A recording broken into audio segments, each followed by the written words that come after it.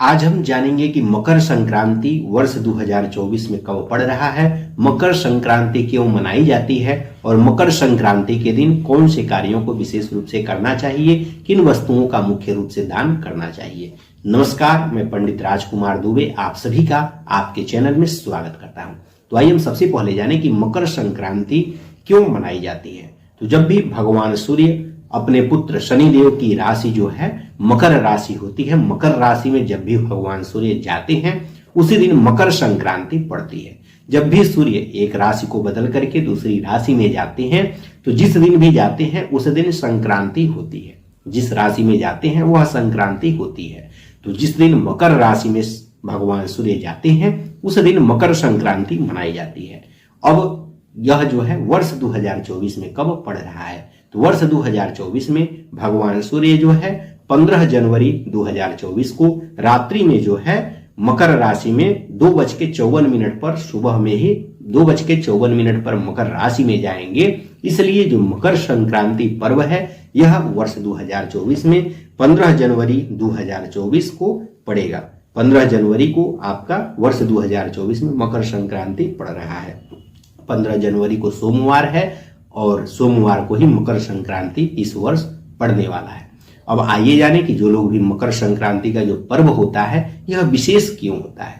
तो मकर संक्रांति का जो दिन होता है इस दिन दान पुण्य करने के लिए सबसे सर्वश्रेष्ठ माना जाता है। इस दिन भगवान सूर्य जो है पूरे 1 वर्षों के बाद जो है अपने पुत्र शनिदेव के घर में आते हैं और इसके पीछे की कथा भी है। उस कथा में जैसे जो कथा है उसके अनुसार जो है उन्होंने अपने पुत्र शनिदेव को आशीर्वाद दिया था कि जो भी इस दिन जो है आपसे शनिदेव से या सूर्यदेव से संबंधित, मुख्य रूप से शनिदेव से संबंधित किसी भी प्रकार का उसको कष्ट है और अगर वह दान करता है या फिर भगवान सूर्य से संबंधित उसकी कुंडली में दोष है और वह दान करता है तो इस दिन का दान चूंकि अक्षय होता है और इस दिन का इन ग्रहों से संबंधित अगर दान पुण्य किया जाए तो इन ग्रहों से संबंधित जो समस्या होती है समस्याओं से छुटकारा मिलता है। इसीलिए विशेष रूप से इस दिन दान किया जाता है और इस दिन का जो दान होता है वह अक्षय होता है, इसलिए भी इस दिन जो है दान किया जाता है। और इस दिन से विशेष रूप से शनिदेव से जुड़े हुए वस्तुओं का दान करना चाहिए। जैसे तिल से निर्मित, तिल का जो है तिल से ही स्नान करना चाहिए। तिल से ही जैसे जल में ही तिल को डाल लीजिए और उससे स्नान करिए, तिल का दान करिए, तिल का सेवन करिए, तिल ही जो है अपने शरीर पर उबटन लगाइए। ठीक है, तो तिल का ही यह सभी काम किया जाता है। तो इसलिए जो है तिल का ही विशेष रूप से इस समय महत्व होता है। तो तिल का दान इस दिन आप लोग अवश्य करिए और तिल का सेवन भी करिए और तिल डाल करके इस दिन नहाना भी चाहिए। जो हमने तिल का उपयोग बताया, तिल का 6 उपयोग बताया गया है। जैसे पहला जो उपयोग है हमने बताया तिल के पानी से स्नान करना, जैसे जल में थोड़ा सा तिल डाल लीजिए और उस जल से स्नान करिए। दूसरा है तिल का दान करना। तीसरा है तिल से बना भोजन करना, भोजन में तिल को भी डाल लीजिए। इसके अलावा तिल मिश्रित जल से चौथा जो है आहुति देना। तो तिल मिश्रित जो जल है उससे आप आहुति दे सकते हैं। जैसे जो है घी में भी तिल डाल करके आहुति दीजिए। इसके अलावा अग्नि में जो है तिल का ही हवन करना, तिल से ही आप अग्नि में हवन करिए।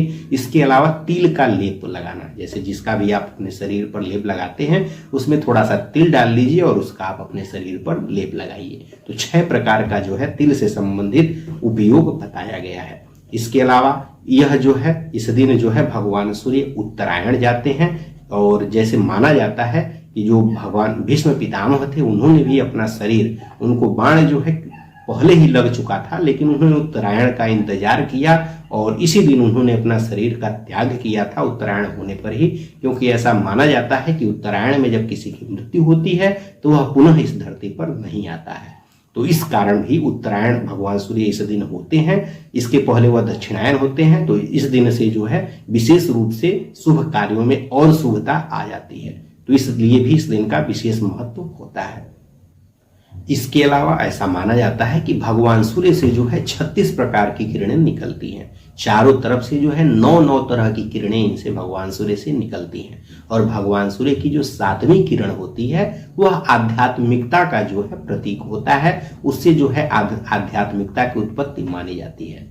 और इस दिन जो है मकर संक्रांति वाले दिन ऐसा माना जाता है कि भगवान सूर्य की जो 7वीं किरण होती है वह इस दिन से निकलना प्रारंभ होती है और जैसा कि आप लोगों ने सुना होगा कि जैसे पूस में लोग जो है 1 महीने तक जा करके वहां पर प्रयागराज में स्नान लगता है, वहां पर लोग अपना वहां पर कुटिया बना करके रहते हैं। तो ऐसा माना जाता है कि भगवान सूर्य की जो 7वीं किरण होती है वह गंगा और यमुना के बीच में लगभग 1 महीने तक इस समय उसका प्रभाव अधिक होता है और वह इसी दिन से प्रारंभ होता है। इसलिए लोग जा करके वहां पर जो है निवास करते हैं और इसी दिन के आसपास से उसका जो है प्रभाव अधिक दिखता है। इसलिए भी इसका जो है मकर संक्रांति का विशेष महत्व होता है और इस दिन विशेष रूप से वह किरणें अधिक निकलती हैं। इसलिए भी इस तिथि का और इस जो संक्रांति है इसका विशेष महत्व होता है।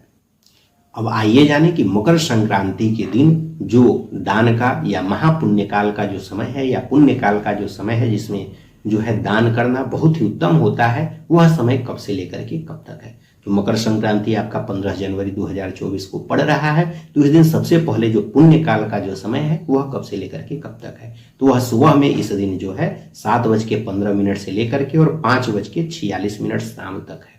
इसके यह मतलब पूरे दिन जो है शाम 5:46 तक है, सुबह 7:15 से। इसके अलावा जो महापुण्य काल का समय है उसमें भी जो सबसे अच्छा जो मुहूर्त होता है महापुण्य काल, वह जो समय है वह सुबह में 7:15 से लेकर के और सुबह में 9 बजे तक है। वैसे पूरा दिन भी यह पुण्य कार्यों को करने के लिए बहुत ही सर्वश्रेष्ठ होता है, तो पूरे दिन कर सकते हैं। और उसमें भी जो सुबह का समय होता है और भी अच्छा होता है, तो सुबह में कर लें तो और अच्छा है। आशा करता हूं कि यह जानकारी आपको अच्छी लगी होगी। अगर आप लोगों को इस व्रत से जुड़ी हुई या मकर संक्रांति से जो कथा है उसके बारे में जानना है तो इस पर हमने अलग से वीडियो बनाया हुआ है। इसके लिए आप चैनल को सब्सक्राइब कर लीजिए और चैनल पर जाकर के देख सकते हैं। इसी तरह की जानकारी के लिए व्रत कथाओं से, त्योहारों से, वास्तु से, राशिफल से जुड़ी हुई जानकारी चाहते हैं तो चैनल को सब्सक्राइब कर लीजिए। यहाँ पर आपको इस तरह की जानकारी मिलती रहेगी। धन्यवाद।